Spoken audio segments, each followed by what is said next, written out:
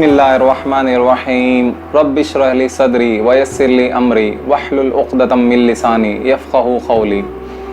मैं आप सब लोगों का इस्लामी तौर तरीके से इस्तकबाल करता हूँ। अस्सलामु अलैकुम वरहमतुल्लाहि वबरकातुहू। मैं सैयद मोइनुद्दीन इब्न Samiullah and welcome back to my channel science versus science.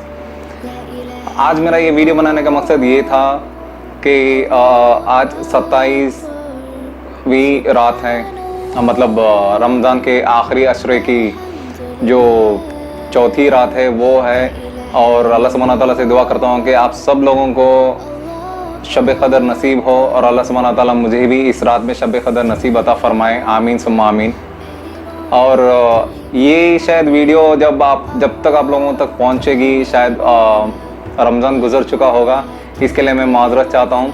क्योंकि जैसे कि मैंने पिछले वाले वीडियो में बताया था कि मैंने कुरान मुकम्मल किया था 6 साल के बाद मतलब के साथ। इस बार वही खुशी फिर से मैं आप लोगों के सामने दोहराना चाहता हूँ, लेकिन इस बार ये खुशी दूसरी खुशी है, क्योंकि मैंने अल्हम्दुलिल्लाह सुम्मा अल्हम्दुलिल्लाह अल्लाह सुब्हानहू तआला से एक दुआ करी थी और हमेशा मेरे दिल में ख्वाहिश थी कि मैं कुरान को ख़ुद से पढ़कर मुकम्मल करूँ रमज़ान में, और अल्लाह सुब्हानहू तआला ने मुझे ये मौका भी अता फ़रमा दिया। अल्हम्दुलिल्लाह सुम्मा अल्हम्दुलिल्लाह, बहुत खुशी हो रही है। 2020 मतलब पिछले साल 2020 में जब लॉकडाउन था तो तब मैंने इरादा किया था कि मैं इंशाल्लाह कुरान मुकम्मल करूँगा, लेकिन उसी दौरान मैंने कोशिश करी कि पूरा कुरान 2020 में ही कंप्लीट करूँ, लेकिन खैर अल्लाह सुब्हानहू तआला की मर्ज़ी थी कि नहीं हो पाए। और अल्हम्दुलिल्लाह सुम्मा अल्हम्दुलिल्लाह आज यानी कि 26 रमज़ान को अल्हम्दुलिल्लाह मैंने कुरान मुकम्मल किया और इसकी खुशी बहुत ज़्यादा है। मैं एक्चुअली इनफैक्ट मुझे खुशी रोक ही नहीं जा रही है। हाँ, बट जब मैंने कुरान को शुरुआत करी थी बहुत सारी चीज़ें दिमाग में, जहन में, और जिस्मानी तौर से, रूहानी तौर से बहुत सारी चीज़ों की तब्दीलियाँ आई अल्हम्दुलिल्लाह। वो मैं आप लोगों को इस वीडियो के ज़रिए से बताने की कोशिश करूँगा। ये वीडियो भी थोड़ा सा लंबा होगा, लेकिन मैं आपका वक्त की नज़ाकत करते हुए इस वीडियो को 3 हिस्सों में बांटूंगा। पहला हिस्सा होगा कि मैंने क़ियामुल लैल या फिर तरावी आम ज़बान में, और गैर रमज़ान में तहज्जुद, क्योंकि रमज़ान में इसको मुख्तलिफ़ नामों से जाना जाता है, लेकिन गैर रमज़ान में एक नाम से जाना जाता है, वो है तहज्जुद। खैर, इसमें 8 रकात 20 रकात की बहुत सारे ये मसले मसाइल हैं। मैं उस चीज़ों में नहीं जाऊंगा क्योंकि मुझे इसके बारे में उतना डीप इल्म है नहीं, तो मैं इसके बारे में बात नहीं करना चाहूँगा। लेकिन हाँ, जहाँ तक मेरी नॉलेज है, जहाँ तक मैंने इसके बारे में रिसर्च किया, बहुत सारे स्कॉलर्स को फॉलो किया कि 8 रकात है या 20 रकात है, लेकिन कंक्लूजन एक ही चीज़ निकली कि आप सल्लल्लाहु अलैहि वसल्लम ने 11 रकात और 13 रकात पढ़ी थी। तो उसी सुन्नत को अल्हम्दुलिल्लाह मैंने अपनाने के बाद, लंबे क़ियाम करने के बाद जो खुशी महसूस हुई, जो कुरान मुकम्मल करने का एक जो इमोशनल्स, एक्साइटमेंट्स और जो डर था, अल्हम्दुलिल्लाह बहुत सारी चीज़ें इकट्ठा थी। But ultimate destination it's beautiful, it's really beautiful. There is a saying, always the difficult roads leads to the beautiful destination.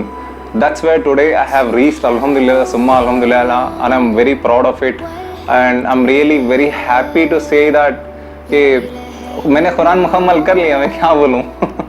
सुभान अल्लाह। तो दोस्तों, वीडियो को आगे लेकर बढ़ते हुए मैं आप लोगों को कुछ टिप्स देना चाहूँगा कि आप क़ियामुल लैल, तहज्जुद या फिर इंशाल्लाह हो सके तो अगले रमज़ान में आप तरावीह कैसे पढ़ सकेंगे। इसके रिलेटेड मैंने एक छोटा सा वीडियो बनाया है और इंशाल्लाह आपको इस वीडियो के दौरान में ही मैं आपको दिखाऊंगा कि मैंने क्या क्या चीज़ों का इस्तेमाल किया। बहुत ही बेसिक चीज़ें हैं, इसमें कुछ ज़्यादा आपको एक्सपेंसेस का ख़र्चा बिल्कुल भी नहीं आएगा। आपका एक स्ट्रॉन्ग नीयत होना चाहिए कि मैं कंप्लीट करूँगा इंशाल्लाह। और सबसे पहले तो आपको एक स्टैंड की ज़रूरत पड़ेगी, वो चाहे आयरन का स्टैंड हो या फिर आपके पास कोई नॉर्मल एक स्टैंड हो जिस पर आप कुरान शरीफ रख सको। और आपके पास एक मुसहफ़ होना ज़रूरी है। मुसहफ़ इन सेंस अरबिक लैंग्वेज का कुरान, जो थोड़े बड़े हरफों में हो तो ज़्यादा बेहतर है, क्योंकि आपको पढ़ने में आसानी होगी, क्योंकि आपका और वो स्टैंड का जो डिस्टेंस होगा आपको देखने में तकलीफ़ ना हो, ना ही पन्नों को पलटाने में तकलीफ़ हो। और दूसरा आपको चाहिए होगा जो ऑफिस फाइल्स के क्लिप्स होते हैं वो, और तीसरा या फिर आप पेन के कैप्स यूज़ कर सकते हैं। बट हाँ, इसमें थोड़ी एहतियाती बरतना कि आप थोड़े अच्छे क्वालिटी का और साफ़ सुथरी चीज़ों को इस्तेमाल करना, क्योंकि इसकी ज़रूरत क्यों पड़ेगी मैं वो भी आपको बताता हूँ। जैसे आप कुरान पढ़ना शुरू करोगे, अगर आपने 8 रकातों का या फिर 20 रकातों का, 30, 40 जितने भी रकातों का आप नियत करोगे, उसके हिसाब से आप थोड़ी सी कोशिश करना कि हर 10 आयत के बाद या फिर 20 आयत की अगर आप नियत करोगे कि हर एक रकात में 20 आयतों का पढ़ने का इरादा करोगे, तो जो मैंने फॉलो किया था मुझे अप्रॉक्सीमेटली समझ लो, अगर 20 आयत एक रकात, सॉरी 40 आयतें एक रकात में हो तो 2 में हो गया आपके 80 और हो गया वहाँ पे 120, 160 आयतों को ज़रूरत पड़ेगी। तो 20 आयतों के हिसाब से पिंस करके मार्किंग कर लेना, पिंस को लगा देना वहाँ पे, और या फिर कैप्स वहाँ पे आप मार्क कर लेना कैप्स के जरिए से, या फिर ऑफिस फाइल के क्लिप्स जो आएंगे उसके हिसाब से आप उसको मार्किंग कर लेना, जो आपको आने वाली वीडियो में मिल जाएगा कि क्या क्या चीज़ों की आपकी ज़रूरत पड़ेगी और आपको कैसे फॉलो करना है। और बेसिक चीज़, आप एक अपना पानी का बॉटल भी रख लेना, क्योंकि अगर आपने लंबे क़ियाम कर रहे हो तो प्यास भी बेशक लगेगी आपको। कुरान पढ़ने के बाद जैसे आप सलाम फेरोगे 1-2 घूंट पानी पी लेना, थोड़ा गला गीला रखना, वरना सूखे में खांसी वगैरह आएगी। हो सकता है अगर आपका पैरों में दर्द होने की वजह से या फिर आपको थोड़ा सा चक्कर वक्कर भी आने का चांसेस होंगे, अगर आपने इफ्तार में अगर ठीक से अच्छा नहीं खाया होगा। एक एहतियातन के हिसाब से आप एक पानी का बॉटल भी अपने पास रख लेना। और उसके बाद आपको ज़रूरत पड़ेगी एक पिरामिड स्टैंड ज़रूरत पड़ेगी, जो कि मुसहफ को आपको थोड़ा सा ऐसे टिल्ट करके रखना पड़ेगा। एकदम आप फ्लैट जैसे रिहाल पे रखते हो ऐसे तो मुश्किल होगी पढ़ने में, उसको थोड़ा सा इस लेवल पे ऐसे रखोगे तो आपको पढ़ने में बहुत ही आसानी होगी अल्हम्दुलिल्लाह। और ये कुछ चीज़ें जो मैंने इम्प्लीमेंट करी थी, मैंने सोचा आप लोगों के सामने रख दूं ताकि आप लोगों को भी पढ़ने में आसानी हो। और इससे जैसे आप ये सारी चीज़ें प्रिपेयर कर लोगे, उससे पहले आपको 2 चीज़ें करनी होंगी। क़ियामुल लैल में खड़े होने से पहले, या फिर तहज्जुद में खड़े होने से पहले, या फिर तरावी की नीयत से जब आप नमाज़ पढ़ने के लिए खड़े होंगे। सबसे पहले जैसे ही आप मगरिब के बाद तो थोड़ा सा मुश्किल होगा वक्त मिलना, क्योंकि बहुत ही कम वक्त मिलता है मगरिब और ईशा के दरमियान में। ईशा की नमाज़ पढ़ने के बाद अगर आपने इरादा किया है कि आखिरी वक्त में अगर आपको क़ियामुल लैल में खड़े होना है, तो उससे पहले कम से कम 1 घंटा या फिर आधा घंटा, आप जितनी आयतों को पढ़ने का इरादा रखते हो उसके हिसाब से वक्त भी आपको निकालना पड़ेगा। 30 मिनट या 45 मिनट या मैक्सिमम 1 आवर। तो ये वक्त निकालने के बाद आपको इसके दरमियान में आपको कहाँ से शुरू करके कहाँ पे रोकना है, इन आयतों को आप एक बार रिवाइज ज़रूर कर लेना, मतलब एक बार दोहरा लेना आप इसमें क़ियाम में खड़े होने से पहले। ये आपको बाद में बहुत आसानी होगी पढ़ने में, क्योंकि थोड़े बहुत हरफें क्या है ना, जैसे कि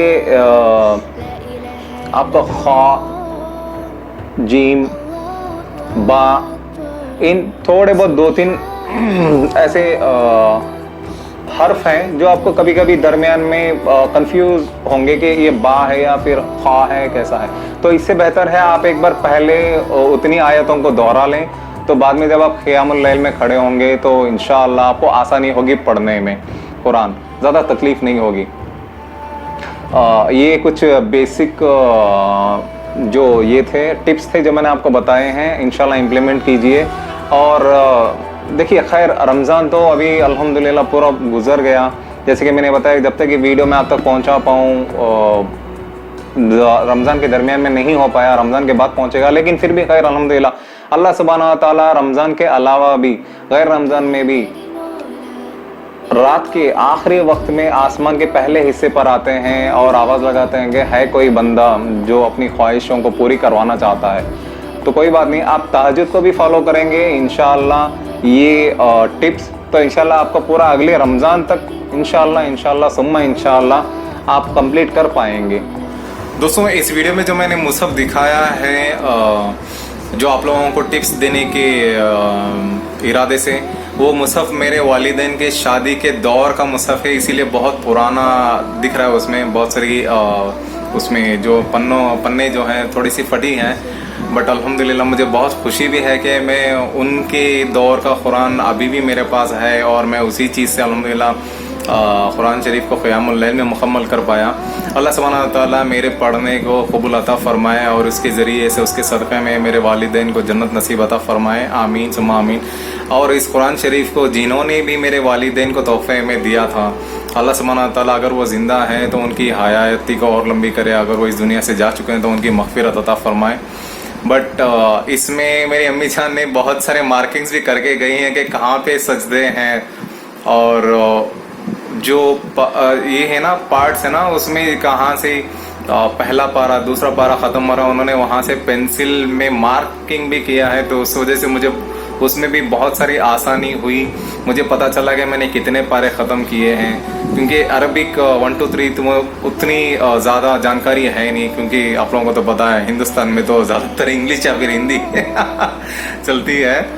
बट अल्हम्दुलिल्लाह वो भी एक अलग ही खुशी है कि मैंने उनके कुरान को अपने पास अभी भी रखा हुआ है, और उसी के ज़रिए उसी के थ्रू मैंने क़ियामुल लैल भी मुकम्मल किया है। अल्हम्दुलिल्लाह अल्हम्दुलिल्लाह। अल्लाह सुब्हानहू व तआला मेरे वालिदैन को और इस कुरान को उन तक तोहफ़े में देने वालों को दोनों को मग़फ़िरत अता फ़रमाए, आमीन सुम्मा आमीन। और हम सबको भी इस कुरान पढ़ने के ज़रिए से और इसके सदक़े तुफ़ैल में अल्लाह सुब्हानहू व तआला हम लोगों को जन्नत की जन्नत में दाखिल अता फ़रमाए और दोज़ख की आग से बचने की तौफ़ीक़ अता फ़रमाए। अल्लाहुम्मा अजिरनी मिनन्नार, आमीन सुम्मा आमीन।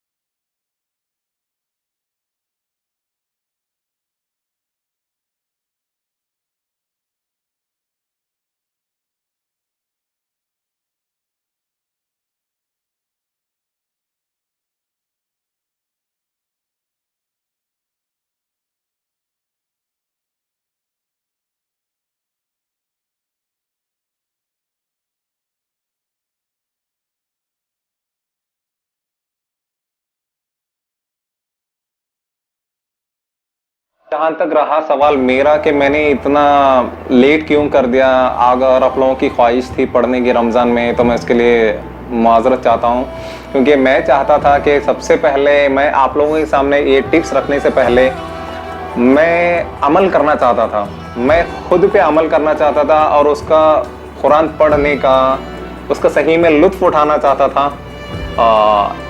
इस चीज़ में मैं थोड़ा सा ग्रीडी हूँ क्योंकि सबसे पहले मुझे अपने आप को जहन्नम की आग से बचाना है, तो इसीलिए मैंने सोचा कि सबसे पहले मैं अपने ऊपर इस चीज़ को अमल करूं, और इस चीज़ को अमल करने के दौरान मुझे क्या क्या तकलीफ़ें आएंगी, मैं उन चीज़ों का आपको सामने थोड़ा सा आसानी हो पढ़ने में, ये चीज़ को आपको समझाने के लिए थोड़ा सा वक्त लिया।